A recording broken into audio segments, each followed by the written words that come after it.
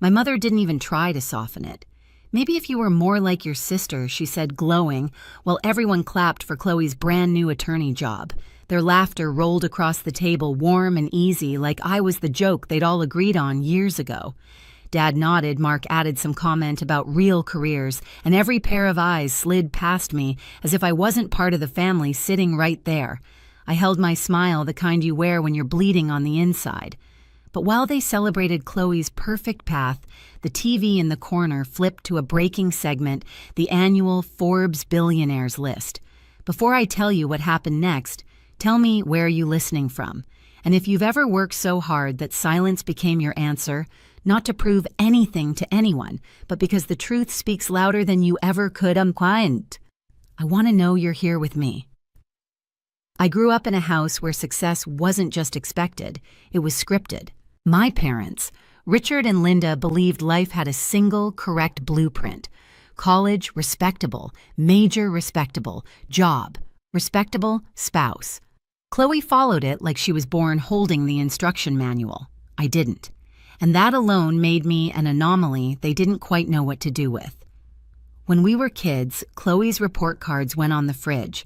Mine went into a drawer. Not because they were bad. I graduated early, took college courses in high school, won a regional coding competition at 16, but because none of it fit the picture my parents painted for the world. Code wasn't impressive. Law was impressive. Medicine was impressive. Anything involving a suit and a nameplate on an office door was impressive. So even now, sitting in that restaurant packed with relatives and friends clinking glasses for Chloe's shiny new attorney job, I shouldn't have been surprised when Mom said it again. The comparison. The sigh. The feeling that she was apologizing for having a daughter who didn't match the decor. The place smelled like rosemary bread and cheap celebratory champagne. Chloe sat in the center of the long table, face glowing under the warm pendant lights. She looked perfect, hair smoothed back, soft pink suit, posture straight like she'd practiced for a courtroom that hadn't even met her yet. Dad kept bragging to Mark's parents about her future cases she'd win someday. Promotions she'd earn someday, firms she'd change someday. They listened with wide eyes, nodding like they were witnessing the beginning of a legend. I sat 3 seats down, close enough to hear everything, but far enough to be forgotten when the conversation looped back around to real careers and proper paths. It was almost impressive how effortlessly they could exclude me without ever acknowledging they were doing it. Mark leaned over his wine glass and said something about how law required discipline and real commitment, giving me a quick, polite smile that carried the sting of condescension. He'd made comments like that for years. "Some jobs take grit," he once said when I visited home during my first year of building Lumos Play from my dorm room. Not just luck or apps. As if entire industries could be reduced to a 4-letter word. Mom reached over and squeezed Chloe's wrist the way she always did when she felt proud. "You always make us so happy," she said. "So steady. So reliable." Her eyes flicked briefly to me, softening just enough to hide the judgment underneath. "Some people are just born knowing what matters." I didn't react. You learn not to when it's been your entire life. You learn to fold your hurt into the corners of yourself, to breathe through the sting, to stay quiet so you don't look dramatic or defensive. Silence was the safest currency I had in this family. But inside there was always that familiar ache, the one that whispered that no matter what I built, no matter how far Lumos Play grew, it would never measure up to Chloe's law degree in their eyes. My studio in New York, the teams in Tokyo and Berlin, the tech we'd created that reshaped mobile gaming, they felt impossibly distant from the world my parents valued. Still, I came that night. I showed up, brought flowers, wished her well, because she was my sister. And some small part of me kept hoping that if I stayed long enough, tried hard enough, maybe they'd see me, really see me. I didn't know it then, but the moment that changed everything was already set in motion. The lights, the speeches, the TV in the corner quietly playing the evening news, all of it was about to collide. The night before Chloe's wedding felt like a dress rehearsal for everything my family had ever believed about me. You'd think a rehearsal dinner would be warm, sentimental, full of shared stories and inside jokes. Instead, it felt like stepping onto a stage where everyone already knew their part except me. I wasn't cast as a sister or a daughter. I was cast as a placeholder, a necessary seat filler who didn't quite belong in the picture.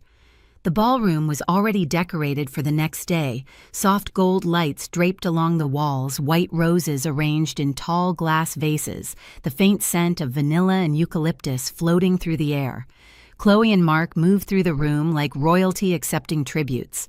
Meanwhile, I found myself at the edges again, blending into the background, the way I'd unconsciously learned to over the years.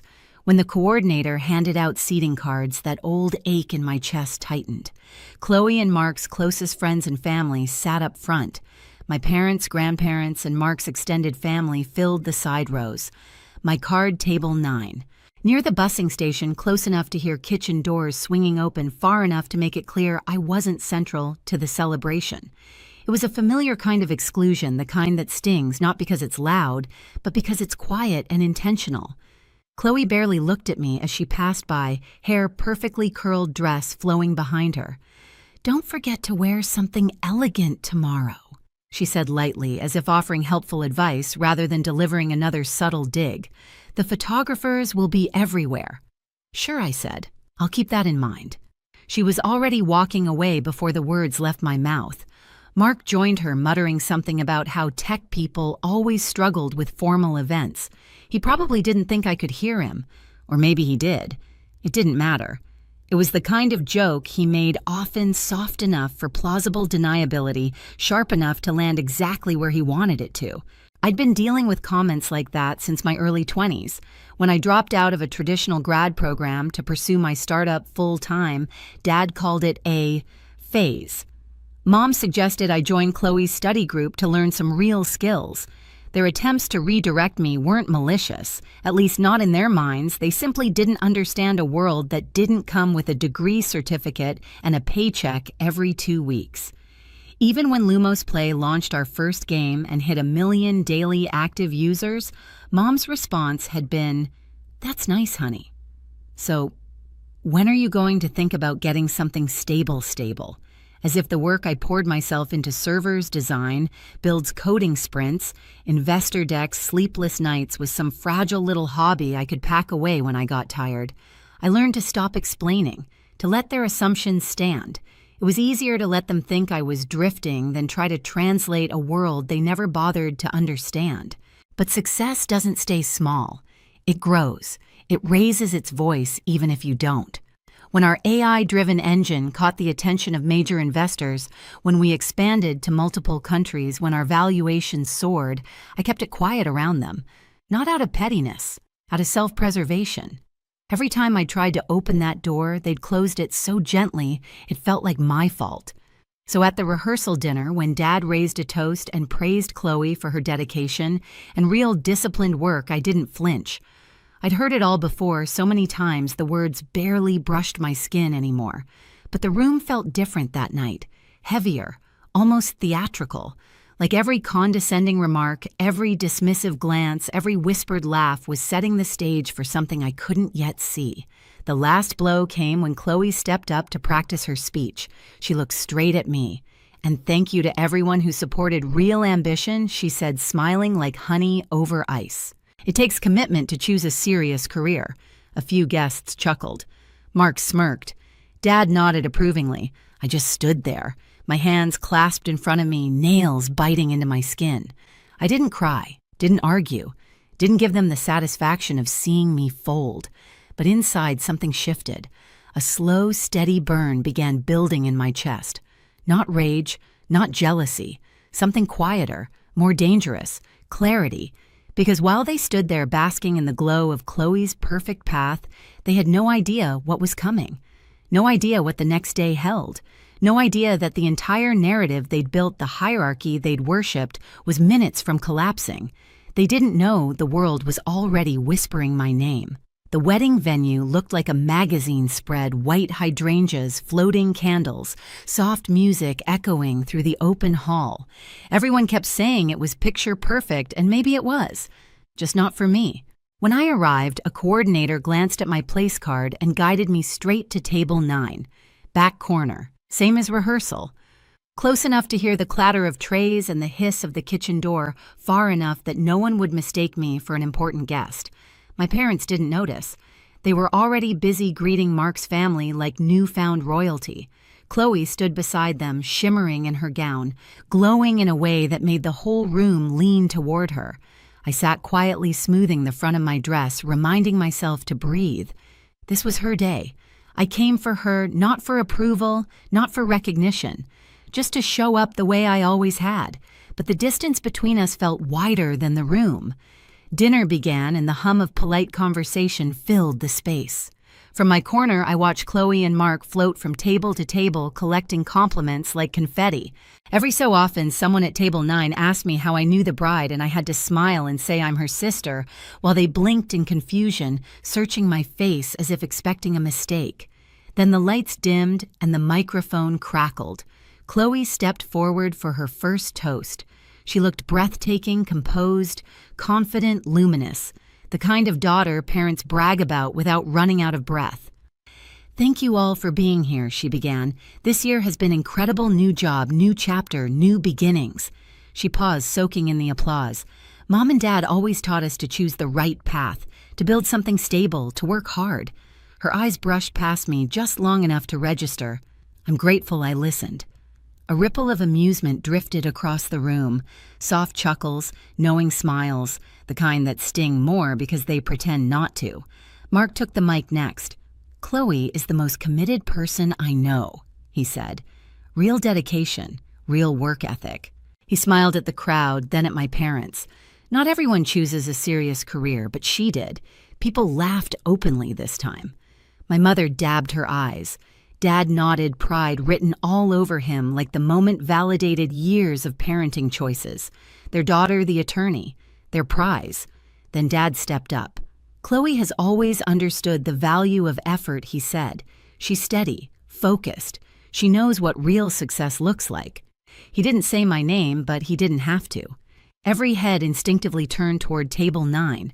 A hot, familiar wave pressed against my chest. I sat perfectly still, hands folded, face neutral. Silence was the only armor I had. Somewhere between the speeches and dessert, my phone buzzed. I slid it under the table, Ava Chen. Ranking drops in 20. My pulse thudded once hard. Not panic, not excitement, just awareness. Around me, the celebration swelled. Guests toasted Chloe's career, her bright future, her real job. Every compliment sharpened the edges of the moment, carving me out of the picture even more clearly. And still, I said nothing. 5 minutes later, a couple at the next table pulled out their phone. The husband frowned at the screen, then tapped it. The wife gasped softly. Then more phones lit up. One table. Then another. A wave spreading in slow motion. The TV near the bar flickered. A banner slid across the screen. Breaking news, annual Forbes billionaires list released. Voices quieted. Chairs shifted. Someone whispered, "Wait." "Is that another?" Leaned closer to the TV. "No way. That's her. That's Kate Morgan." The air in the room changed. It tightened, sharpened, dropped into a hush. So complete it felt physical. Then my name appeared on the screen. Kate Morgan. Youngest self-made billionaire in gaming. Lumos Play valuation 8.5 B. Personal net worth 2.1 B. Forks froze midair. Laughter died. Breath caught in throats. 200 people stared at the screen. Then they slowly turned toward table 9. Toward me. For the first time in my life, the entire room finally saw me, and none of them knew what to do with it. The moment my name flashed across the TV, the entire ballroom transformed. It felt like someone had reached into the room and yanked the sound out of it. Music cut. Conversation stopped mid-sentence. Even the servers froze trays suspended in their hands, eyes flicking toward the glowing screen. I stayed seated at table 9, my palms resting lightly on my dress, my heartbeat strangely steady. Not proud, not triumphant, just calm. A different kind of calm than I'd ever known around my family, the kind that comes when the truth finally steps into the light on its own. A guest near the bar whispered, "Is this real?" Another pointed at the screen. "That's her. That's Kate." Chloe's face drained of color. She blinked hard like the screen might correct itself if she focused long enough. Mark's jaw tightened. Mom pressed a hand to her chest. Dad stared as if the world had tilted under his feet. Then Ava appeared, weaving through the crowd with the assuredness of someone who had walked into breaking stories like this before.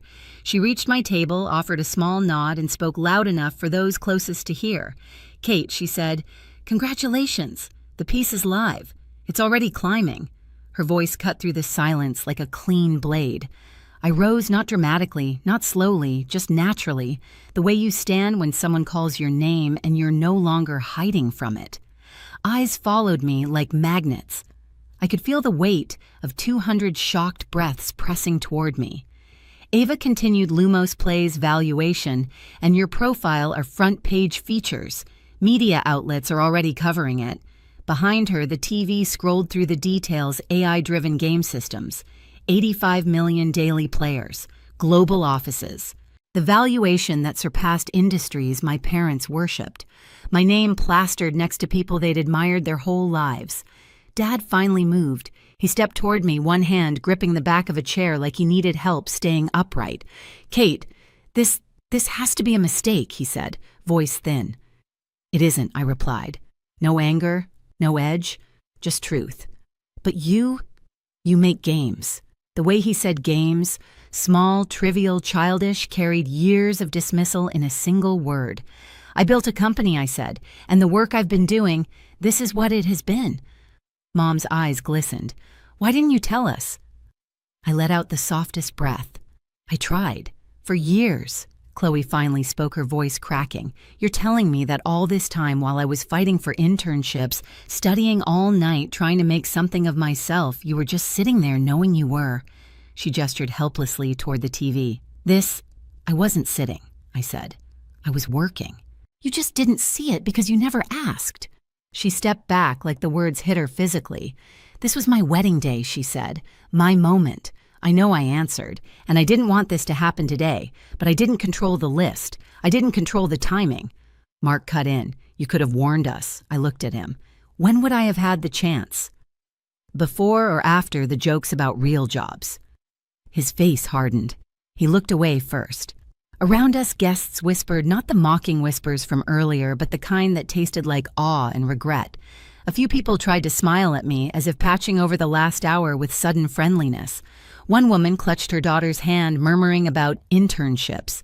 A cousin who hadn't spoken to me since high school mouthed congratulations like we'd been close all along. I felt none of it. Ava leaned in. "Reporters want a statement, and CNBC wants you tomorrow morning." "I'll be ready," I said. Dad ran a hand down his face. "Kate, I don't understand how we missed this." I met his eyes. "Because you didn't look." That was when Chloe's composure finally cracked. She stepped down from the head table, her dress sweeping the floor, and stood directly in front of me. "You let me think you were failing," she whispered. "All these years. You let me carry everything alone. I didn't let you think anything." I replied, "You just believed what made sense to you." Her lip trembled. "I didn't know." "No," I said quietly. "You didn't want to." She inhaled sharply, pain flickering across her features. Not anger anymore, something more complicated. Shame, maybe. Fear, loss, the beginning of an understanding she didn't want to face. Then Mom approached. "Kate," she said softly, "please, talk to us. We didn't know. We thought—" Her voice broke. "We thought you needed guidance." Guidance. The word left me before I could soften it. All I ever needed was respect. Silence stretched between us. I could feel the whole room holding its breath, watching the family who had spent their lives preaching about success realize they'd overlooked their own daughter's empire. A waiter passed by with a tray, hesitated as if unsure whether to serve champagne to a room in mourning or celebration. The band quietly lowered their instruments. Even the children in the back stopped moving, sensing the tension in the air. Finally, I straightened my shoulders. "I'm leaving," I said. "This moment isn't mine. It's still Chloe's day, and I won't take it." Chloe flinched, not because she wanted me to stay, but because she knew what my absence meant now. There was no more hierarchy to hide behind, no more comparisons that worked in her favor. I turned toward the exit. My steps felt steady grounded, like I was finally walking in my own story instead of theirs. Ava followed me out, holding the door as 200 stunned guests watched in silence. And just before it closed, I heard someone whisper the words I'd waited my entire life to hear. We were wrong about her. The morning after the wedding felt unreal quiet, in a way my life rarely was. My phone buzzed, nonstop messages from cousins I hadn't heard from in years, classmates wanting to reconnect distant relatives, suddenly proud to share my last name. I didn't answer any of them. What stayed with me was the voicemail from Mom. Her voice was small, almost trembling. "Kate, we saw everything. Your father and I, there's no excuse. We want to talk. Please." That afternoon, I sat under the studio lights at CNBC answering questions about Lumos play, about leadership, about building something from nothing.